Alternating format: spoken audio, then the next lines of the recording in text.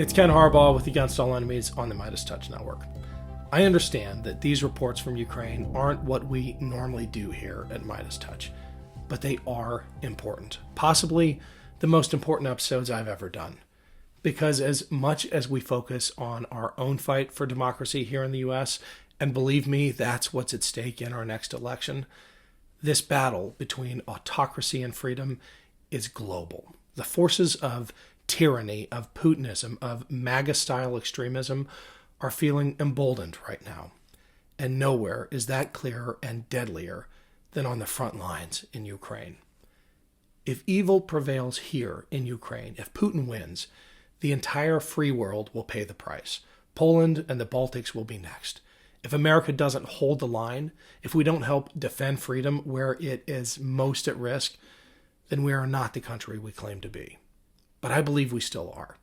As naive as Americans sometimes are about the nature of the threats we face, I believe we remain a beacon for democracy.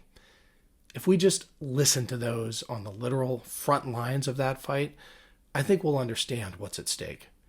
That's why I'm sharing these stories from Ukraine, from cities under siege, from soldiers at the front, from civilians who have experienced firsthand the horrors of Russian occupation. This next interview is with a farmer turned tank commander. Before the war, he was content to tend his land and make things grow.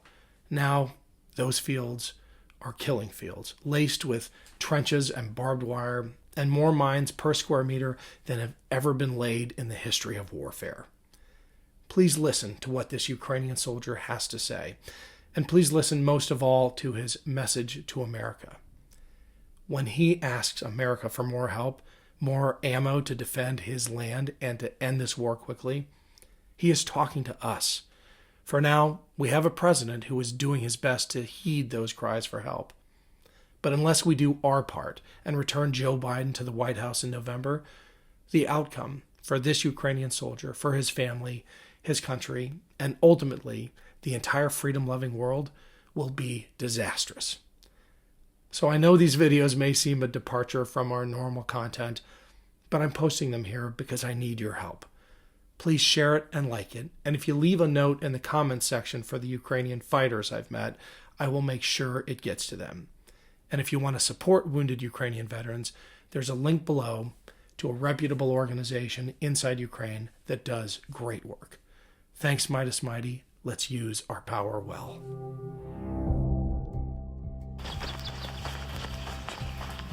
Hello. We're on the outskirts of Orkiv with a tank crew that is doing maintenance on their T-72. This is one of the T-72s with the mine clearing attachment on the front, but they mostly use this T-72 as a fixed artillery piece firing at Russian positions, which are just a few kilometers away. They threw a track and are replacing a bearing right now, but they do this maintenance undercover as quickly as they can until they can get back in the fight. One of the striking things about this battlefield, though, is the ubiquity of mines. In some cases, 9 mines per square meter that they would have to clear to launch one of those assaults to take a Russian trench. I'm here with this tank crew led by Valery, who drove a tractor in his previous life. До танку я працював на землі, на тракторі, на МТЗ, працював на полі до війни. Танки, вона є точніша, як артилерія, як нам пояснили, точніше попадає в ціль, ніж артилерія. Саме ближче було 4,5 кілометри, але це погано, найлучша точка попадання від 7 до 9 кілометрів. Ближче, точніша вирогідність попадання. Are many members of your unit professional Ukrainian army, or are there a lot of volunteers who are doing something totally different like you before they joined? Ні, професійних в мене побратимів немає, всі на цивільні. Всі працювали до війни, кожен своєю роботою займався, цивільною працею. Військових немає, крім офіцерів. І не було до війни. Why are you fighting and what are you fighting for? За Україну, за свою землю воюю з 20 квітня 22 року. Ми не прийшли на чужу землю, ми свою захищаємо. What message do you have for the American people? Чим більше зброї, бо треба зброї, все заключається в зброї, снаряди, боєприпаси, ну все. Дуже вдячні, що допомагає американське правительство, американський народ. Чим побільше зброї, і все буде добре. Let me just say that we are very grateful for you. There are many Americans who realize that the front line of defending democracy for the whole world is right here. So дякую. І вам велике дякую. Все буде Україна. Слава Україні. Thank you, Valery. І вам дякую. Thanks for watching, everyone. Between now and the election, I'm going to highlight a handful of critical pro-democracy efforts that I want you to know about. The first of these is Veterans for Responsible Leadership, or VFRL. It's an organization on the front lines of the battle to protect our democratic safeguards and to hold accountable those who would dismantle them. VFRL's number one priority between now and November is preventing Donald Trump from being reelected.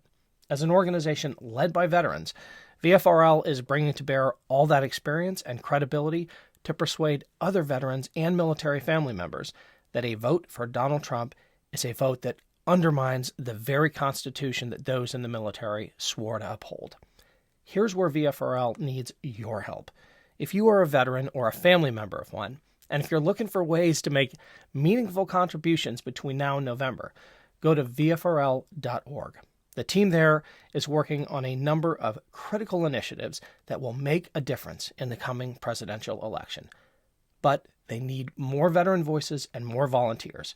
If you're up for it, go to VFRL.org and sign up. I'll have more updates in the coming months on what they have planned, but trust me, it'll be worth your time.